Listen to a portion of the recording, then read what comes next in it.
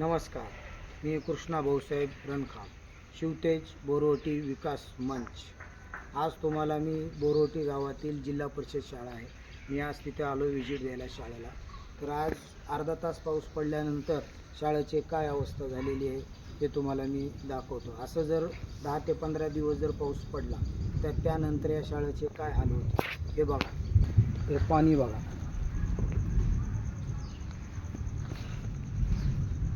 आता इथे एक खांब आहे, पाणी जवळपास आता इथे गुडघे इतकं पाणी, त्या साईडला तिथं लेकरांच्या गुडघे इतकं पाणी आहे। त्यानंतर एक मिनिट घ्या,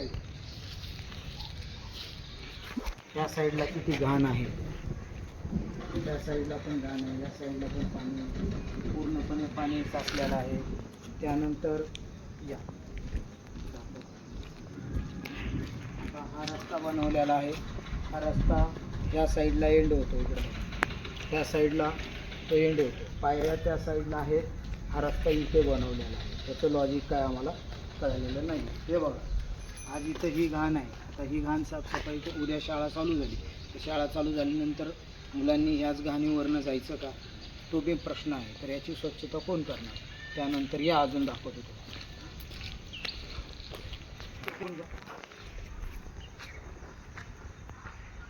आता हे इथं का ठेवलंय, काय लॉजिक आहे ते पण दाखव।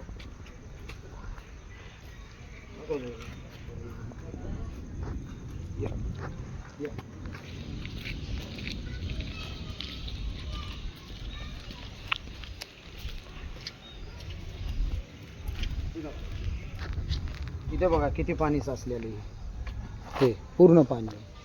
आता हे कच इथं टाकलेली आहे, आता ही किती दिवस ठेवणार आहे, हे कशासाठी आणलेली आहे, किती दिवस राहणार आहे ती, या इकडे।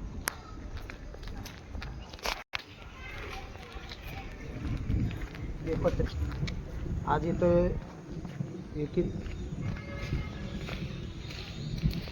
पण हा माल पडलेला आहे, हा माल नेमकं कशाचा आहे, शाळेच्या कोणत्या कामासाठी आलेला आहे का ग्रामपंचायतीचा आहे?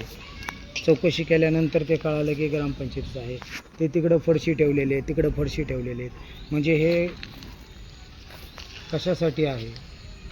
आता हा इथं व्यायामासाठी ठेवलेला आहे, इथे विद्यार्थ्यांनी येऊन कसा व्यायाम करायचा, ते बघा पाण्यामध्ये येऊन आता कसा त्यांनी इथं व्यायाम करायचा, मग हे कशासाठी लावलेलं आहे, उगाच शोसाठी लावलेलं आहे का ते? आता हा मलखांब आहे, हा बघा, हा मलखांब, शाण्या माणसाला इथं जाता येत नाही तर विद्यार्थ्यांनी कसं जायचं इथं? म्हणजे हे हा खांब पण कशासाठी आहे? त्यांच्यासाठी, विद्यार्थ्यांसाठी आहे ना, मग इथे जाता येत नाही तर कसं जायचं? हे सर्व प्रश्न आहेत। आता हे खड्डे आहेत, हे खड्डे कशासाठी मारलेले आहेत काही सांगता येत नाही, पण आता इथे यायचं, हे बघा किती किती अवस्था बेकार आहे। हा येण्याचा रस्ता आहे, किती अवस्था बेकार आहे।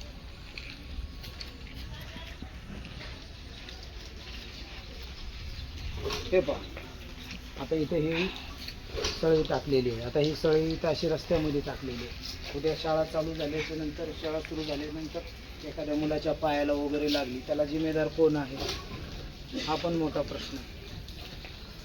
या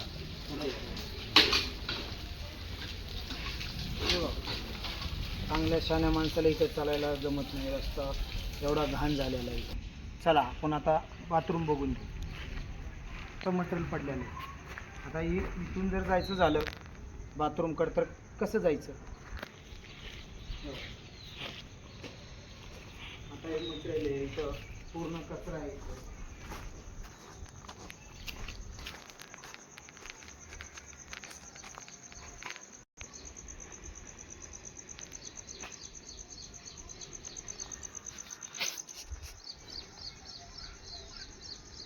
हे बघा, हे बाथरूम आहे, त्यानंतर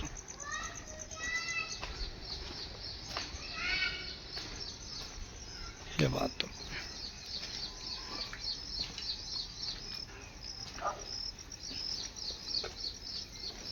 ही बॅक साइड,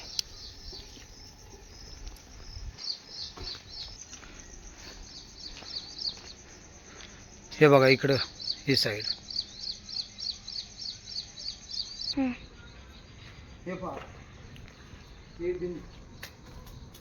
पूर्णपणे हे उरलेली, हे बघा पूर्ण उरलेली हे, त्याची एवढी बेकार अवस्था आहे इथं, पूर्ण स्वच्छता नाही आहे, पूर्ण हे घाण आहे, किती थुकलेलं आहे इथं हे सगळं, ही अवस्था बघा.